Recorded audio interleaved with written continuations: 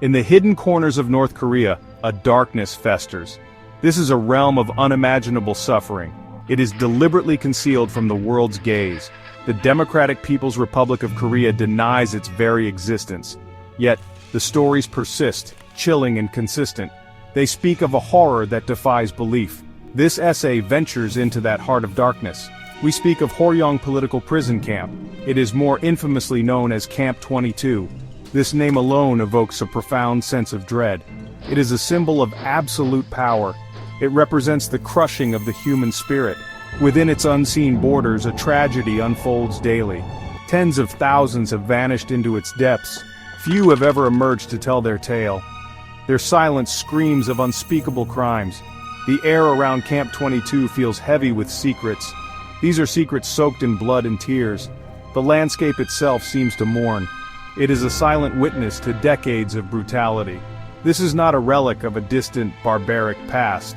The horror is contemporary, a chilling reality in our modern world. The shadows must be pierced. We will examine the grim reality of Camp 22. Camp 22 was carved out of a remote landscape. It lies in Horyong, North Hamgyong Province, near North Korea's borders with China and Russia. The terrain itself is a formidable jailer. High mountains rise like grim sentinels. Deep valleys conceal the camp's inner workings. Escape is a near impossibility. The guards say not even a spirit can escape after death. This geography ensures isolation, a world apart. The camp sprawls across an immense area. It covers approximately 22,380 hectares. This is a vast territory dedicated to misery. To put it in perspective, it is about 77 times the size of Yeouido in Seoul. Within this expanse, villages existed, but they were transformed into zones of imprisonment. Barbed wire and electric fences encircle this domain. Watchtowers stand like predatory birds, ever vigilant. The perimeter is a stark warning. Officially, Camp 22 was known as Kwanliso No 22. It was established to segregate those deemed enemies of the state. These were political prisoners, dissidents, or anyone who fell out of favor. The regime's paranoia fueled its existence. It was designed for lifelong incarceration. There was no expectation of release, only slow death. To be sent to Camp 22 was a sentence of slow annihilation. The prisoners were not common criminals in the usual sense. They were political undesirables. Many were condemned due to guilt by association. If one family member was accused of wrong thought, entire generations could be imprisoned. Grandparents, parents, and children vanished together. They were marked, their futures erased by the stroke of a pen. Their crime was often simply existing. Upon arrival, any remaining illusions of humanity were shattered. Prisoners were stripped of their names, their identities. They became numbers, cogs in a brutal machine. The conditions were designed to break the strongest wills. Shock and terror were constant companions. Families were often separated, their bonds deliberately torn apart. The psychological torment was as severe as the physical abuse. Hope was a dangerous, fleeting commodity. Daily life was a relentless struggle for survival. Fear was the air they breathed. The guards wielded absolute power. Arbitrary beatings were common. Torture was a routine instrument of control. Life inside the wire was a living hell, a testament to man's capacity for cruelty. The stories of those who endure North Korea's gulags are harrowing. Shin Dong-hyuk's account is one such chilling testimony. He was born inside the notorious Camp 14. His life began within the confines of barbed wire. He knew no other world for 23 years. His parents were prisoners, brought together in a forced marriage. Love was not part of the equation. Survival was the only lesson taught. Shin's childhood was a brutal tutorial in deprivation. Food was scarce. Beatings were frequent. He was taught to inform on others, even his own family. At age 13, he endured unimaginable torture. He was suspended over a fire, his skin seared and scarred. His crime? His mother and brother had planned to escape.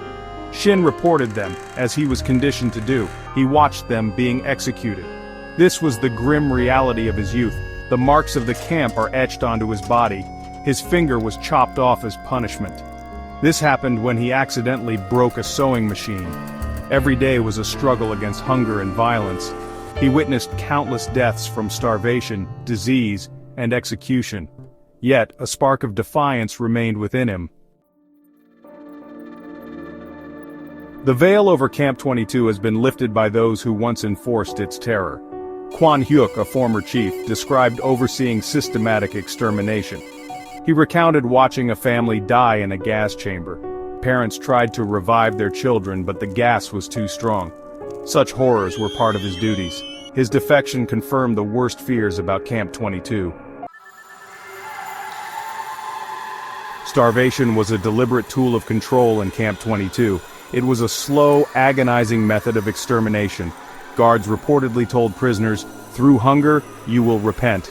Rations were pathetically meager. A typical meal consisted of watery corn gruel. Sometimes a few scraps of cabbage were added. This was barely enough to sustain life. Prisoners became walking skeletons, their bodies wasted away. The constant gnawing hunger drove people to desperate measures. They ate rats, insects, and even undigested kernels from animal dung. Anything to quell the pain in their stomachs. The lack of protein and calcium led to severe health problems. Physical deformities like hunchbacks became common. Frostbite was rampant in the harsh winters. Malnutrition weakened their immune systems. Disease spread like wildfire. Death by starvation was an everyday occurrence. Forced labor was another pillar of Camp 22's brutality. Prisoners, including young children, toiled for long hours. They worked in mines, logging operations, or agricultural fields. The work was backbreaking and dangerous. Safety measures were non-existent. Accidents were frequent and often fatal. Yet, failing to meet work quotas meant severe beatings, or it meant even smaller food rations, a death sentence. The depths of depravity in North Korea's prison camps extend further. They include horrifying human experimentation. Camp 22 was allegedly a site for such atrocities. Prisoners were treated as disposable test subjects. Their lives held no value to their captors. Former guard Kwan Hyuk described gas chamber experiments. He witnessed helpless families being gassed. This was done, he claimed, to test the efficacy of lethal gases. Other defectors have corroborated these claims of human testing. Soon, Ok Lee, a survivor of a different camp, recounted a horrific incident. She was forced to select 50 healthy female prisoners. These women were then unknowingly fed poisoned cabbage leaves. She watched them vomit blood and die in agony within minutes. Such accounts suggest a systematic program, a program of chemical and biological agent testing on humans. These are crimes against humanity. Disabled individuals were reportedly singled out for particular cruelty. Im Cheon-young, a former Special Forces officer, defected. He testified to witnessing horrific experiments. He saw biological and chemical agents tested on prisoners. This included children with disabilities. These vulnerable individuals were subjected to medical procedures without consent. They were treated as less than lab animals.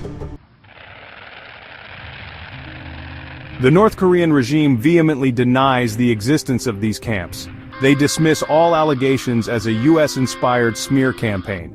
They claim such places are fabrications, designed to tarnish their image. However, the evidence against them is mounting. It comes from brave escapees who risk everything to tell their stories. It comes from former guards haunted by their complicity. And it comes from the unblinking eyes of satellites. Satellite imagery has played a crucial role in exposing these hidden sites. Organizations like the Committee for Human Rights in North Korea, HRNK, analyze these images. They map out the camps, revealing their scale and infrastructure. These images show guard towers, fences, and barracks. They show mining operations and agricultural fields worked by prisoners. Despite official denials, the visual evidence is compelling. It points to a vast network of repression. Camp 22 was reportedly closed in June 2012. Some buildings were said to be demolished. However, recent satellite data suggests this may not be the full story. Nighttime images detected lights in areas within Camp 22's former boundaries. This suggests ongoing activity, possibly nighttime work. Mining activities also appear to continue in the Chungbong district. The international response to the horrors of Camp 22 has been muted. The United Nations Human Rights Council has considered formal inquiries. Possible crimes against humanity have been discussed. Human rights organizations tirelessly document the abuses, yet decisive action remains elusive. The victims remain largely forgotten by the global community. North Korea continues to evade international scrutiny. The regime's isolation allows these atrocities to persist. This is a silent genocide, happening in plain sight, yet largely ignored. The plight of its oppressed people receives far less focus. This must change.